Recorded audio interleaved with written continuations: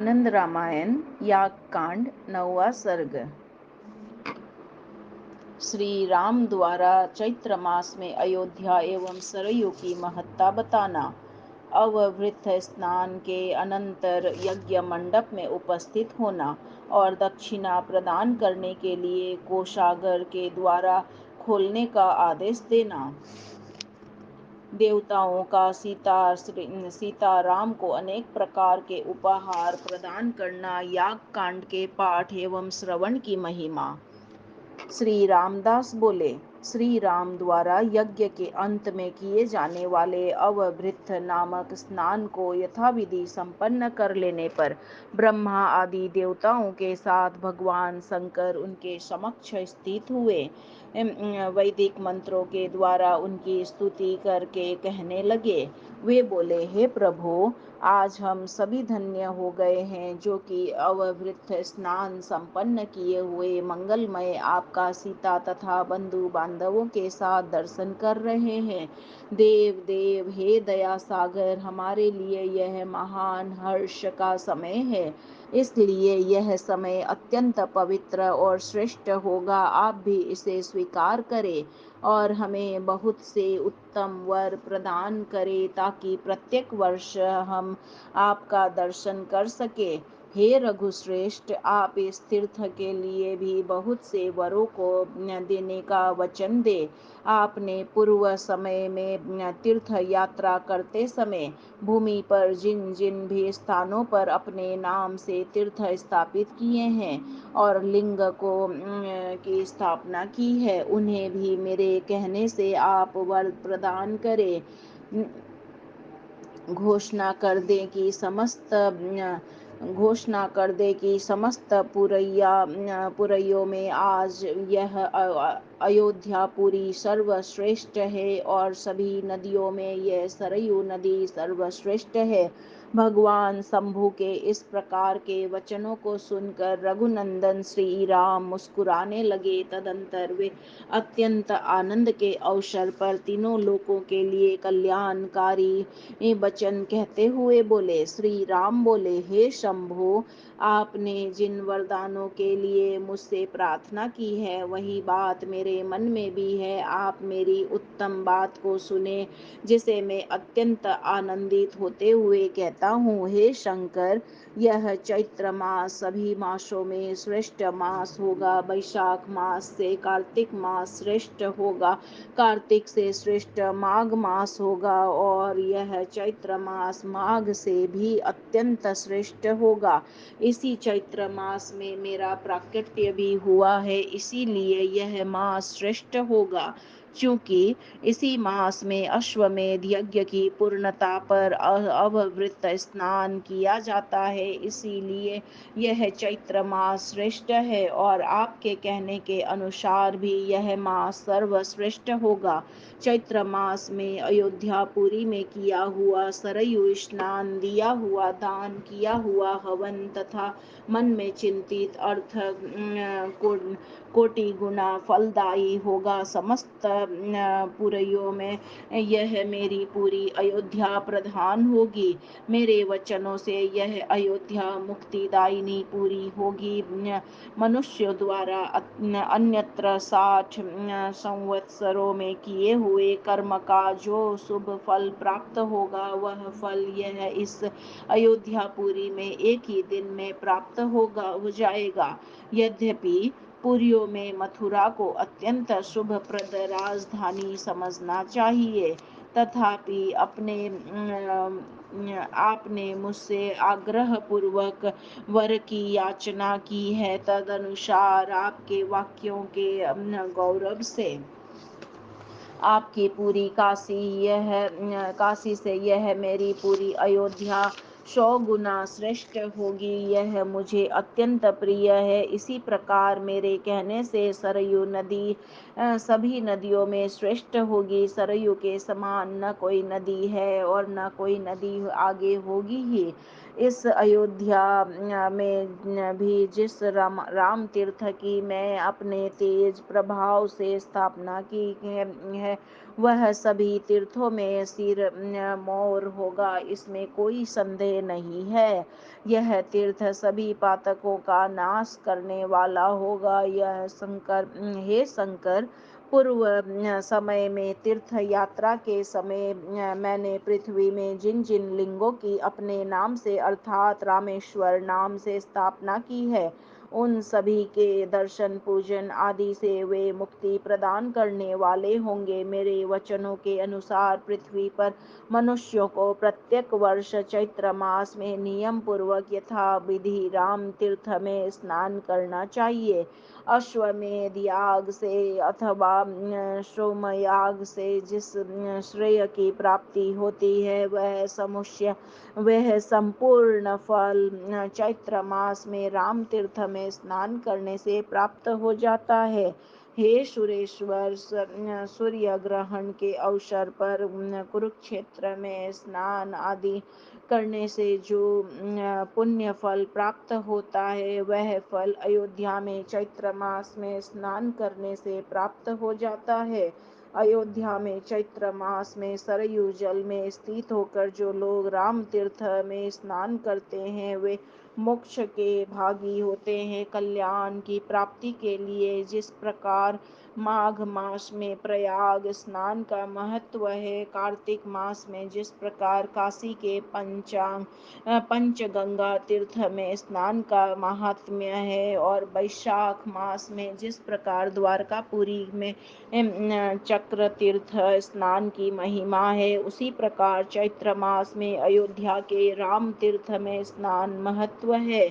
मेरे कथा अनुसार लोगों को श्रद्धा भक्ति पूर्वक यहाँ सदा स्नान करना चाहिए। अभी तक तो सभी लोगों के द्वारा 12 मासों में मार्गशीर्ष को प्रथम माना जाता है, लेकिन अब से यह चैत्र मास 12 मासों में पहला मास होगा। हे शिव, जैसे सभी देवताओं में आप प्रधान है, महादेव है, वैसे ही यह चैत्र मास सभी मासों में प्रथम और प्रधान होगा। उसी प्रकार सभी पुरैयों में वह अयोध्या सर्वश्रेष्ठ होगी। आज से इंद्र सहित सभी देवता चैत्र मास के आने पर इस अयोध्यापुरी में निवास करते हैं। जिस प्रकार से आप सभी लोग आज इस मास में यहाँ उपस्थित हुए हैं, उसी प्रकार प्रत्येक वर्ष में चैत्र मास में यहाँ स्नान आदि करने के लिए तीनों लोकों में निवास करने वाले लोगों को आना चाहिए। श्री रामचंद्र जी के इस प्रकार के वचनों को सुनकर देवी पार्वती श्री सीता जी से बोली, हे सीते, आप भी इस समय मेरे कथानुसार स्त्रियों के कल्याणार्थ सभी लोकों के उपकारक वरों को प्रदान करे। देवी गिरिजा के वचनों को सुनकर जानकी जी बड़े ही आदर भाव से कहने लगी,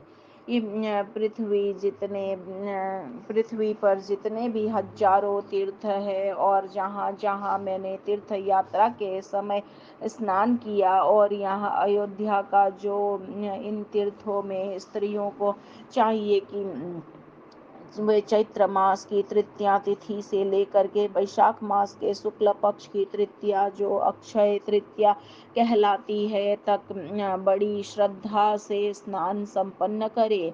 शीतल गौरी नामक स्नान बड़ा ही उत्तम है। यह स्नान करने से पुत्र पौत्र की वृद्धि होती है और अखंड सौभाग्य की प्राप्ति होती है।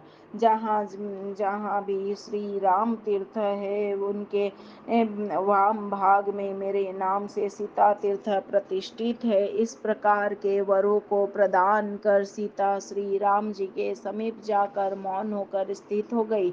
इस प्रकार जब राम एवं सीता तीर्थों की प्रसिद्धि के संबंध में अनेक वर प्रदान कर गुरु के समीप गए, तब गुरु वशिष्ठ जी ने राम से कहा, हे राम, अब यज्ञ मंडप की ओर प्रस्थान करना चाहिए। गुरु जी के इन वचनों को सुनकर रघुद्वह श्री राम ने तथास्तु कहा, और शीघ्र ही सीता एवं ऋत्विजों को साथ रथ में विराजमान हो गए। तब दुंदुभि, भेरी आदि वाद्यों के निनाद होने लगा। मृदंग और पणव आदि महानाद चारों ओर व्याप्त हो गए। ब्राह्मण वेद मंत्रों का उच्चारण और जय जयकार की ध्वनि करने लगे। अप्सराएं नृत्य करने लगी। पूर्व की भांति अत्यंत समारोह के साथ हो रहे विविध प्रकार के कौतुक को देखते हुए श्री राम धीरे धीरे यज्ञ मंडप के लिए प्रस्थान किया। यज्ञ मंडप में पहुंचकर श्री राम शीघ्र ही रथ से उतर पड़े और साथ में लाई हुई अग्नि को सीता एवं ऋत्विजों के साथ यज्ञ कुंड में छोड़ दिया। तदंतर उन्होंने पूर्णाहुति प्रदान की और वस्त्रों, अलंकारों तथा फलों आदि के द्वारा अग्नि का पूजन करके यज्ञ पात्रों का विसर्जन किया। यज्ञ के समापन पर श्री राम ने उन ऋत्विजों आदि को बहुत सी दक्षिणा प्रदान करने के लिए लक्ष्मण से कहा, हे लक्ष्मण, इन सभी ऋत्विजों आदि को मेरे कोषागार में ले जाकर वहां पहरेदारों को हटा दो और तुम चुपचाप अलग खड़े हो जाओ। अपनी इच्छा के अनुसार जो जितना भी धन कोषागार से ग्रहण करे, उस अमित वैभव को तुम वाहन आदि के द्वारा उन उन मुनीश्वरों के आश्रमों में पहुंचा दो। साथ ही तुम उन मुनिजनों को अपने हाथ से अत्यंत उदारता पूर्वक धन प्रदान करो। श्री राम जी की इस आज्ञा को सुनकर लक्ष्मण सब कुछ वैसा ही किया। उन सभी के वर्ण किए गए सभी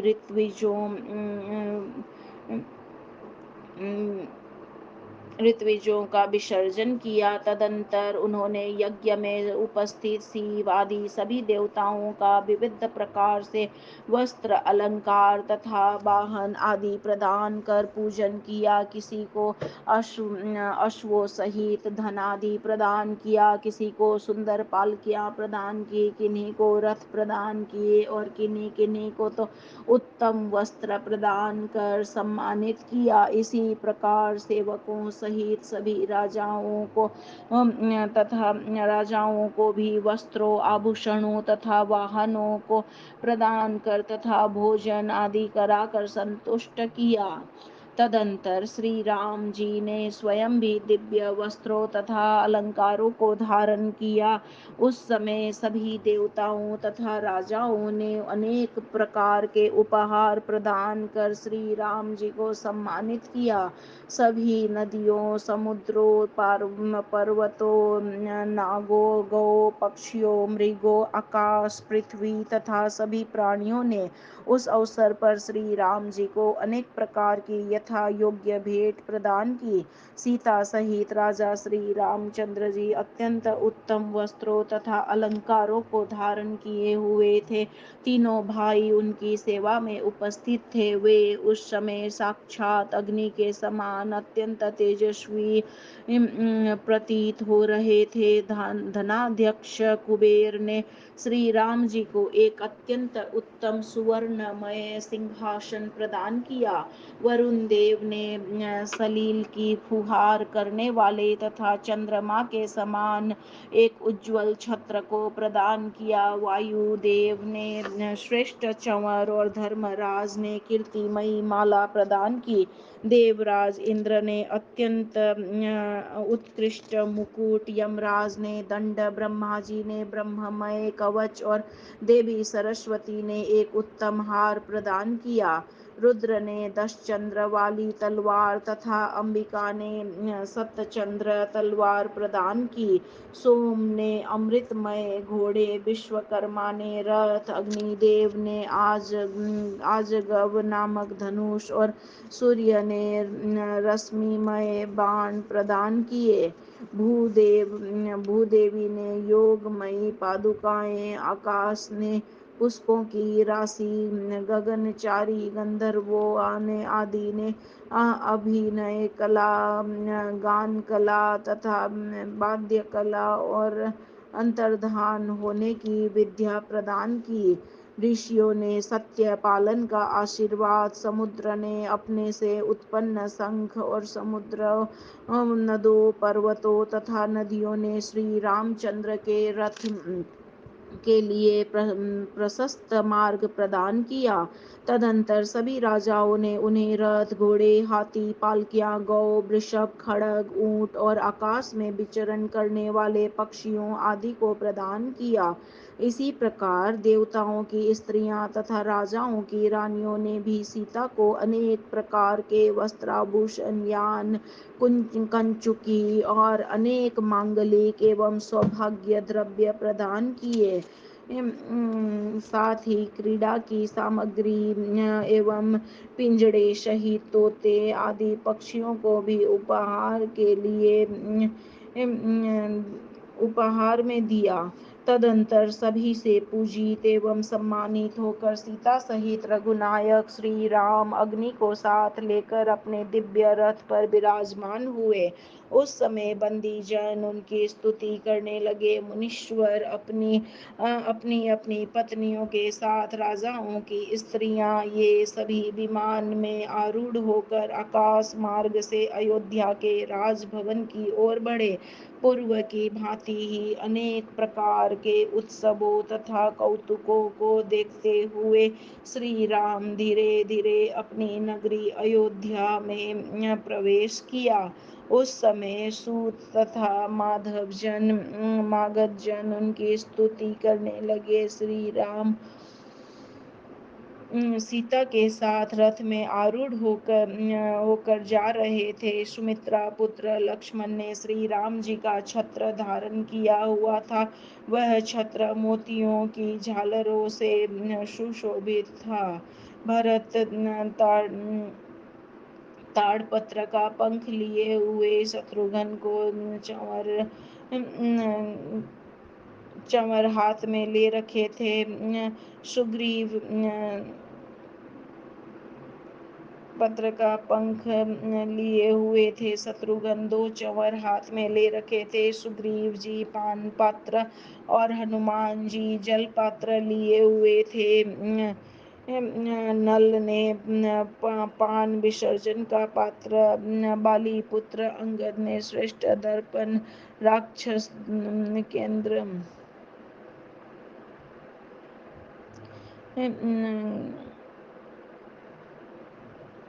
सुग्रीव जी पान पात्र और हनुमान जी जल पात्र लिए हुए थे। नल पानी विसर्जन का पात्र, बाली पुत्र अंगद ने श्रेष्ठ दर्पण, राक्षसेंद्र विभीषण ने वस्त्रों की राशि और जामवान ने धूप दान धारण कर रखा था।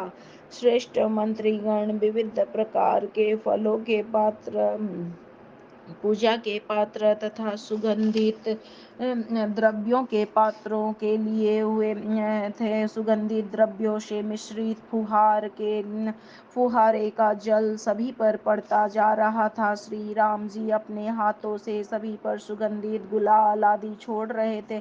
इस प्रकार से अनेक प्रकार की शोभा के साथ वाद्यों की मधुर ध्वनि एवं नर्तकियों के नृत्य, बंदी जनों की स्तुति और फूलों की वर्षा के साथ श्री राम राजमार्ग से होते हुए धीरे धीरे राजमहल के द्वार के समीप पहुंच गए।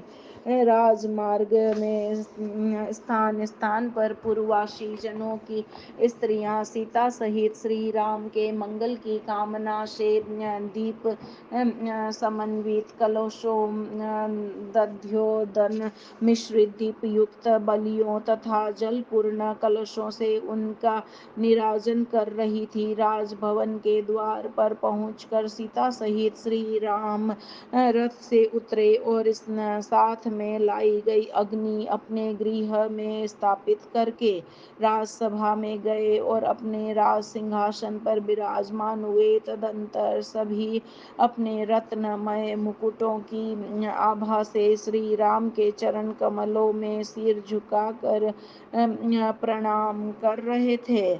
उस समय सिंहासन पर समासीन रघुनंदन अत्यंत सुशोभित हो रहे थे। राजाओं के मुकुटों पर स्थित पुष्प अलंकारों को के पराग के स्पर्श से श्री राम जी के रक्त कमल के समान आभा वाले चरणों की बहुत ही शोभा हो रही थी।